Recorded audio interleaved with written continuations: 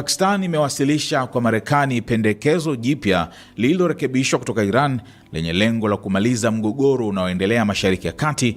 Chanzo kutoka Pakistan kimeliambia shirika la habari la Reuters, huku mazungumzo ya amani yakionekana kuendelea kukwama. Kwa mujibu wa chanzo hicho, bado kuna tofauti kubwa kati ya pande zinazohusika katika mazungumzo hayo. Hatujapewa muda mwingi, chanzo hicho kilisema kilipoulizwa kama mazungumzo yatahitaji muda zaidi kufikia mwafaka, kikiongeza kuwa pande zote mbili zinaendelea kubadilisha masharti na malengo yao. Akizungumza na waandishi wa habari, msemaji wa wizara ya mambo ya nje ya Iran Ismail Baghai alisema wasiwasi wa Tehran tayari umefikishwa upande wa Marekani kupitia Pakistan.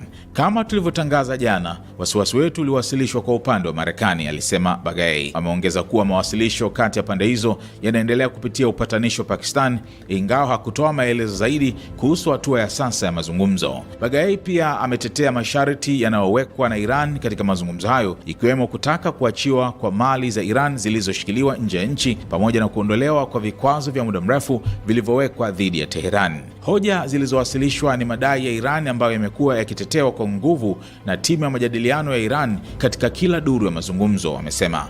Aidha, ametetea sharti la Iran linalotaka Marekani kulipia fidia ya vita, akieleza kuwa mgogoro huo ulikuwa haramu na usio wa msingi. Kuhusu uwezekano wa kuzuka tena kwa mapigano ya kijeshi, Baghai amesema Iran ipo tayari kukabiliana na hali yoyote. Iran ipo tayari kikamilifu kwa tukio lolote litakalotokea, alisema.